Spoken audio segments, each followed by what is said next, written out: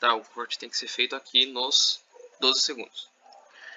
Boa noite, eu sou o aluno Caio José Andrade Kriskiuski e estarei apresentando o trabalho de socialização da turma de investigação forense e perícia criminal. O caso que será abordado é o do promotor Igor Ferreira, acusado de matar a tiro sua esposa que estava grávida. Para isso teremos o auxílio do slide. Tá? Então vem aqui a identificação do curso, tá? Os acadêmicos, a turma e a doutora Simone.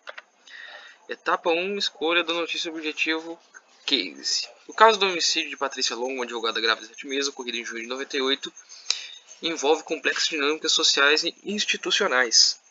A escolha do caso se deve principalmente para abordar como algumas vezes o cargo de um indivíduo pode influenciar no rumo de alguma investigação, tendo em vista que o Igor era promotor de justiça, um cargo assim bastante respeitado até então.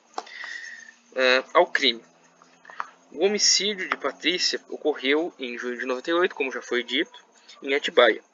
O relatório do então marido, Igor Ferreira, afirmava que haviam sido vítimas de 2 bandidos em sua caminhonete, o que fez a investigação andar para possíveis indivíduos externos, como a gente pode afirmar aqui no slide. O que acontece?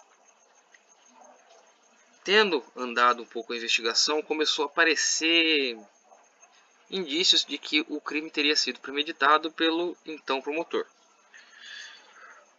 O que reforça isso é que no teste de DNA feito na criança que a Patrícia carregava, foi constatado que o Igor não era o pai. Então está aqui, a defesa tentou justificar sua inocência, aplaudindo a oportunidade de feto que Patrícia carregava, requerendo exame de DNA, que por fim revelaram que o Igor não era o pai, exacerbando as suspeitas contra ele e levantando questões sobre a possível motivação do crime, que persistiu em sua negativa. Com o decorrer da investigação, foi apurado pela balística que a arma utilizada no crime foi uma pistola 380, que foi encontrada em sua residência, tendo assim após a investigação o relatório que os tiros saíram da mesma, né?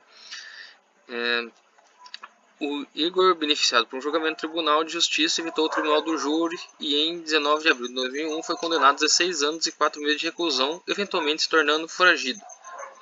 Aqui a gente volta a falar sobre como que um cargo pode, né, ajudar a pessoa a se esquivar, de certa forma, das penas da lei, né? Ao longo de um processo judicial, chegou a ser preso em 2009, mas concedido rapidamente o regime aberto. Outra situação de que, né, tem um amigo no lugar certo. A narrativa sugere que atos criminosos como comprometido por Igor são frutos de planejamentos ao invés de ações impulsivas que, de fatores inesperados, como identificação pelo farol da moto, pode traçar o curso da investigação e julgamento. No caso, deu-se que não era tão perigoso, né, após mesmo matar a mulher grávida, já suspeitando de uma traição, ou confirmando a mesma, né?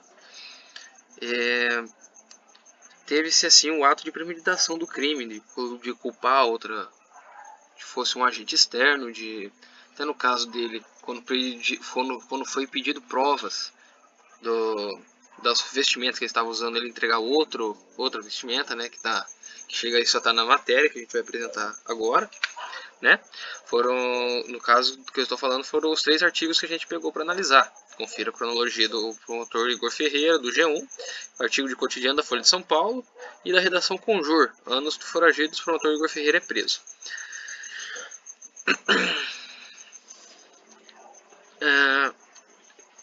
Beleza, isso aqui já passei, não tem muito mais o que bater.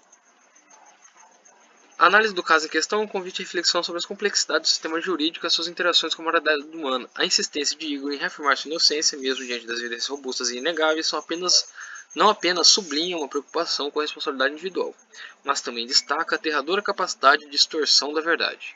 Essa insistência pode ser como uma tentativa de preservação de sua imagem social, revelando uma faceta da natureza humana que busca proteger-se a qualquer custo, mesmo quando isso envolve a negação de comportamentos visivelmente condenáveis. É o que diz, né, sobre a negação do acusado em questão, que com sua narrativa errônea pegou e conseguiu fazer a investigação caminhar para um lado sem futuro, sem ter como chegar a algum lugar. A investigação posteriormente pôde colocar ele como um suspeito pelo crime por ter sido, como eu posso falar, pode ter sido,